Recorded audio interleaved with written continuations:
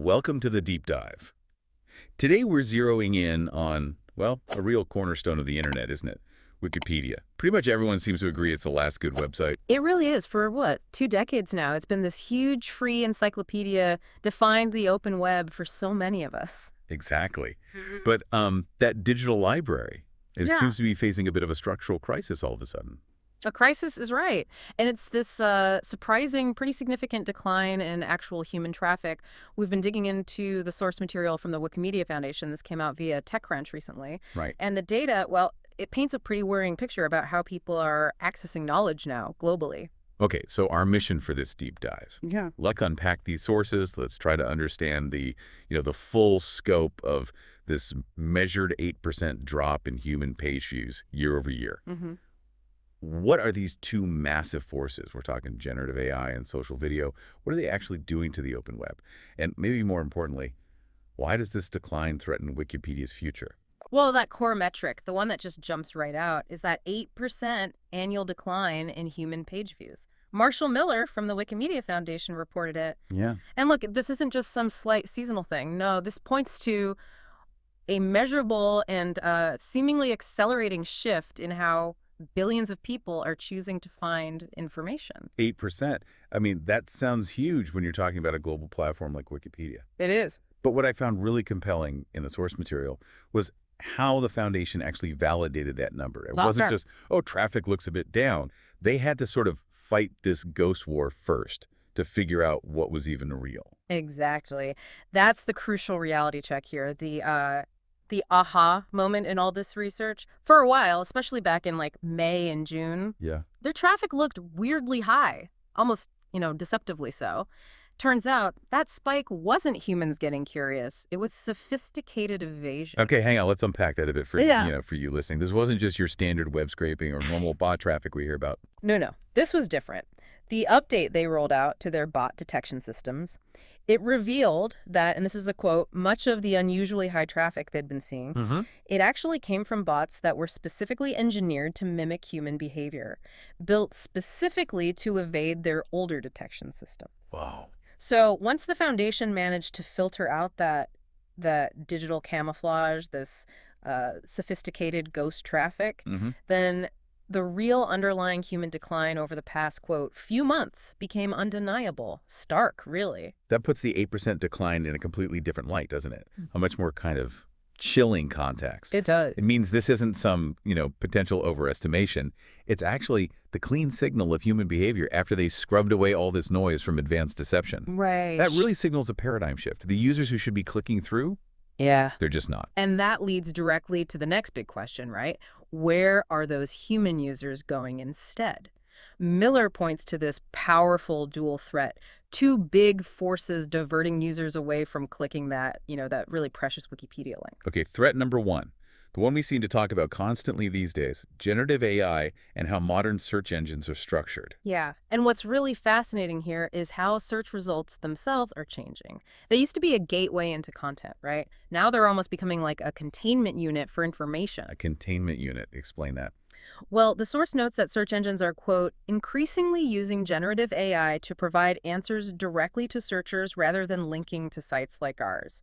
So the AI models, they scrape Wikipedia's structured, reliable data, Mm-hmm. they synthesize it, and boom, they present the answer right there at the top of the search page. You don't need to go anywhere else. Ah, the zero-click problem. Right. Think about it. You Yeah. listening right now, the last few things you Googled, how many times did you just stop reading after that neat little summary box at the top?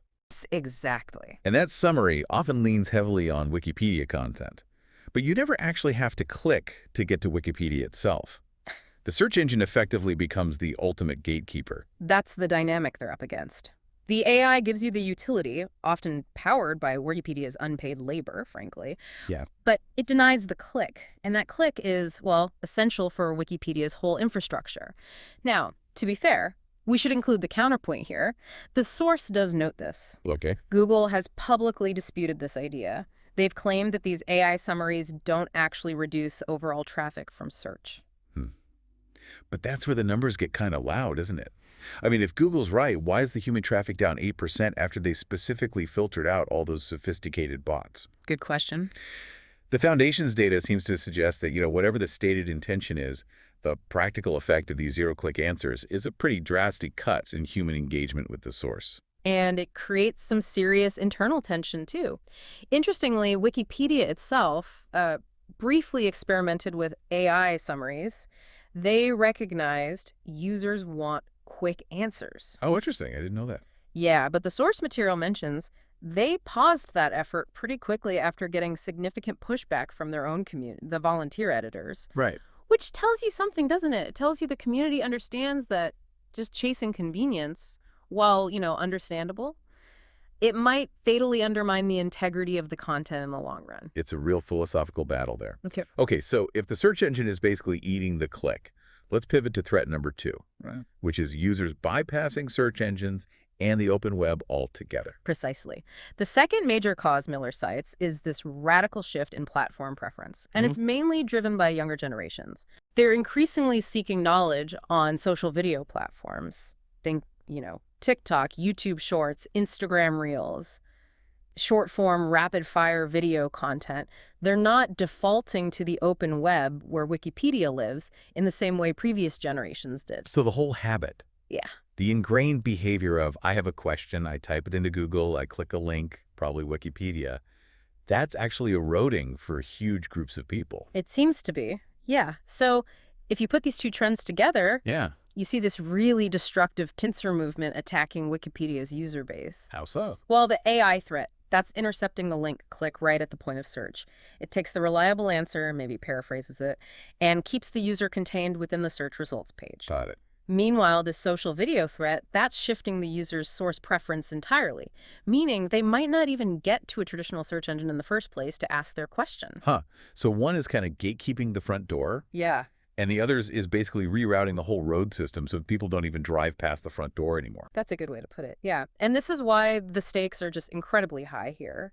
Even if, the Wikimedia Foundation tries to put a bit of a positive spin on things initially. Right, I saw that. They do say initially that they welcome new ways for people to gain knowledge, right? Kind of suggesting that the encyclopedia's content is still getting out there, it's still succeeding, even if people don't visit the actual website. Yeah, it's the knowledge paradox, you could call it. The content is winning. It's so useful, it's being scraped and repurposed everywhere. But the container, the website itself, might be failing. Is that sustainable? I mean, okay, the content is useful to AI models, useful to social video creators. Sure. Why should we, or, why should Wikipedia care if the container, the website, fails? Isn't free knowledge the ultimate goal, even if it's just summarized somewhere else? We should care. We should care deeply. Because that distinction, knowledge reaching people versus people visiting the actual site, that distinction seems to be fatal for the community and the financial structure that supports the entire project. Yeah. Miller is very clear about this. He outlines these critical negative implications of low traffic that go way beyond just like vanity metrics or website hits. Okay, so what are those critical risks? Yeah. You said there were 3 main ones that stem from just a lack of clicks. Right. Number 1, people become less aware of where their information is actually coming from. That leads to this dangerous erosion of attribution awareness. You see the answer, but you don't see the source. You don't see the edit history, the talk pages. It weakens critical thinking skills, arguably. Okay, that makes sense. What's number 2? Number 2, fewer visits translate directly into fewer volunteers stepping up to grow and enrich the content, as Miller puts it. Think about it. New editors often start out as just casual readers who get interested. If they never visit, They never get drawn into the community. Right. And number 3? And number 3, perhaps the most fundamental. Fewer visits mean fewer individual donors. Wikipedia runs as a nonprofit, relying heavily on those small individual donations. The click, it's the connection point. It connects users to the community, to the funding appeals, to the whole infrastructure needed to keep it running. Lose the click, you risk losing it all. Wow. So the click isn't just about page views, it's about sustainability. Exactly. And, to really drive home the sheer, irreplaceable value of that volunteer network, the source included this really remarkable anecdote, a story that just crystallizes everything they're fighting to protect. Oh, I remember reading this detail. It's kind of jaw-dropping. It really is. Just to emphasize the dedication, the physical reality of this community, the source reports a recent incident where Wikipedia volunteers were, Truly exceptional. It includes a reported incident of volunteers literally disarming a gunman at a Wikipedia editors conference on Friday. Just great. Wow. Yeah. Let's just pause on that for a second. Yeah.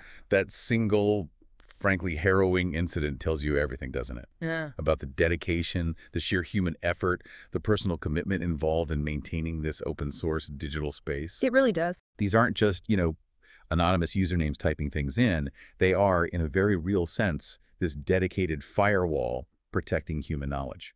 That's a powerful way to put it. And that single story, it grounds all the data, doesn't it? If the traffic dies, that firewall of human editors shrinks. The pool of potential donors evaporates. The integrity of the content itself is eventually threatened. Yeah. That context makes that 8% decline feel, well, existential, not just statistical. Which brings us to, okay, what do we do? The path forward. Marshall Miller isn't just, wringing his hands about the decline. He's issuing a pretty strong public call, isn't he, for attribution and content integrity. And it's directed squarely at the tech giants who are benefiting from all this free Wikipedia labor. Absolutely. What's his core demand? What does he want from these big tech companies? The AI developers, the search providers, the social platforms that are using Wikipedia's content day in, day out. He argues they must encourage more visitors back to the website itself. Plain and simple. If they're benefiting from the reliable, neutral content Wikipedia provides, and they absolutely are, then they have a moral responsibility, maybe not yet a legal one, but a moral one, to support the ecosystem that created it. So attribute properly and drive the click back. Exactly. Attribute and drive the click. Okay, and what steps is the foundation taking internally? How are they trying to combat this decline and fight for that click themselves? Well, they're not just sitting back. They're actively adapting, fighting back on multiple fronts, it seems. For one, they're developing a new framework specifically for properly attributing content sourced from the encyclopedia. Trying to make it harder to scrape without credit. Seems like it. Trying to make it sort of technically impossible, or at least contractually obligated, for AI to use the content without explicit functional credit that ideally leads back to the site. Okay, what else? And maybe more aggressively, they've formed two dedicated teams. Their specific task is to help Wikipedia reach these new readers, the ones who are shifting away from the open web. So outreach teams, basically. Yeah, it sounds like the battle for the click has become the battle for, institutional survival. And they're openly looking for volunteers to help in this specific effort, trying to figure out how to connect with people on these other platforms. Right. The game has changed. It's not just about getting the content out there anymore. No. It's about making sure people know where it came from, and crucially, supporting the humans who actually write and maintain it. Absolutely. And this all leads up to Miller's final, really powerful public call to action. This one isn't aimed at Google or OpenAI. It's aimed at the general reader, at you listening. Okay. He urges all of us to support content integrity and content creation more broadly in our own online lives. How do we do that? Practically speaking, when we're searching online, what can you or I do if we want to be part of the solution, not the problem? Well, his advice is pretty straightforward.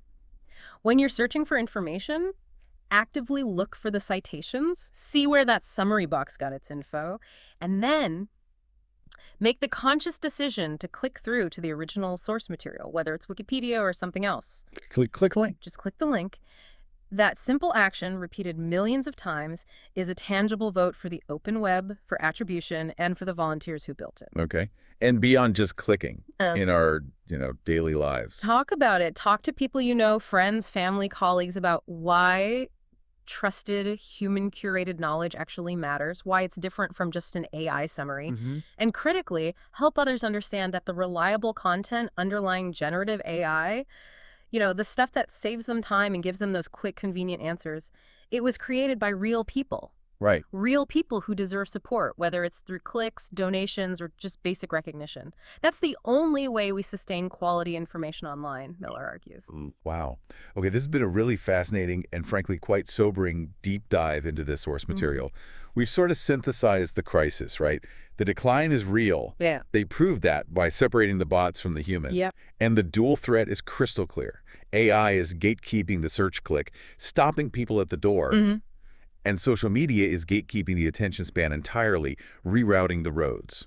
The central conflict here is just, it's profound, isn't it? It forces us to really acknowledge that on the modern internet, utility and reliability, the very things that make Wikipedia great, are being leveraged, perhaps unintentionally, perhaps not, to destroy the very mechanism that makes them possible in the first place. Which is? That human connection, fueled by the click that leads to community, funding, and volunteerism. Which brings us back, I think, to the ultimate question that this source material really forces us all to confront. Something for you, the listener, to really mull over as you navigate the web today. Yeah, it's this. If we, as users, stop seeing the source of the knowledge, if we just take the summary, take the AI answer, watch the short video, Right. and if the source material tells us explicitly that fewer visits mean fewer volunteers, fewer editors keeping it accurate, and fewer individual donors keeping the lights on, Yeah. then we really have to ask, how long can human-curated, freely accessible knowledge actually survive when the viability of its entire support ecosystem relies on the very clicks that so much of modern technology now seems designed to eliminate? The future of reliable open knowledge. It might just rest on that simple decision, to click or not to It click. really might.